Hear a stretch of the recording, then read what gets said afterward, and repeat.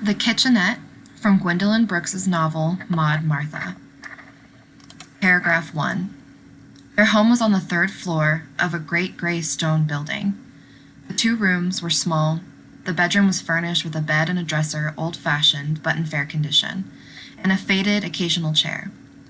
In the kitchen were an oilcloth-covered table, 2 kitchen chairs, 1 folding chair, a cabinet base, a brown wooden icebox, and a 3-burner gas stove.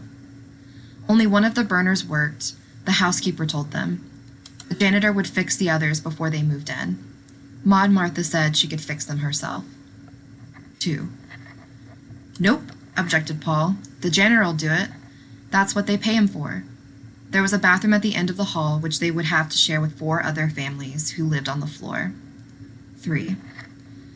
The housekeeper at the kitchenette place did not require a reference. 4. The defender would never come here with cameras. Paragraph 5.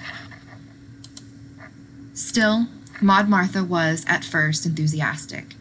She made plans for this home. She would have the janitor move the bed and dresser out, tell Paul to buy a studio couch, a desk chest, a screen, a novelty chair, a white Venetian blind for the first room, and a green one for the kitchen, since the wallpaper there was green, with little red fishes swimming about. Perhaps they could even get a rug, a green one, and green drapes for the windows. Why, this might even turn out to be their dream apartment. It was small, but wonders could be wrought here. They could open up an account at Elfish Furniture Store, pay a little every month, and that way they could have the essentials right away. Later, they could get a Frigidaire, a baby's bed when one became necessary, could go behind the screen, and they would have a pure living room. Paragraph 6. Paul, after 2 or 3 weeks, told her sheepishly that kitchenettes were not so bad.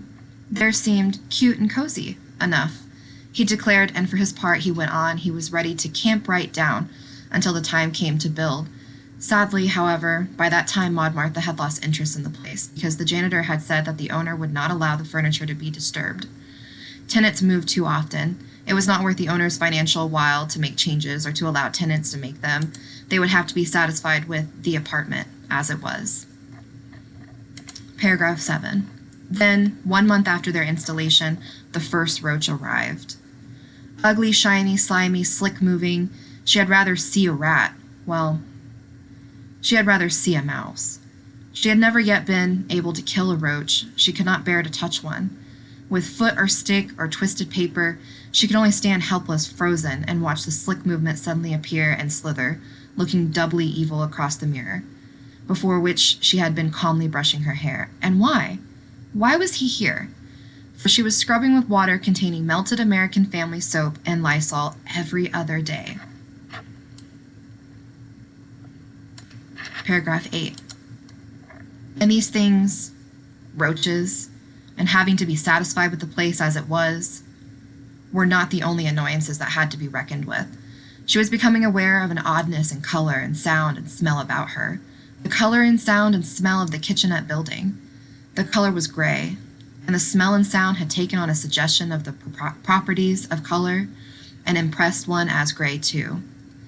The sobbings, the frustrations, the small hates, the large and ugly hates, the little pushing through love, the boredom that came to her from behind those walls, some of them beaver board, via speech and scream and sigh.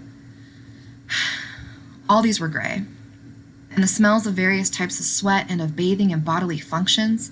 The bathroom was always in use. Someone was always in the bathroom. And of fresh or stale lovemaking which rushed in thick fumes to your nostrils as you walked down the hall or down the stairs. These were gray. 9. There was a whole lot of grayness here.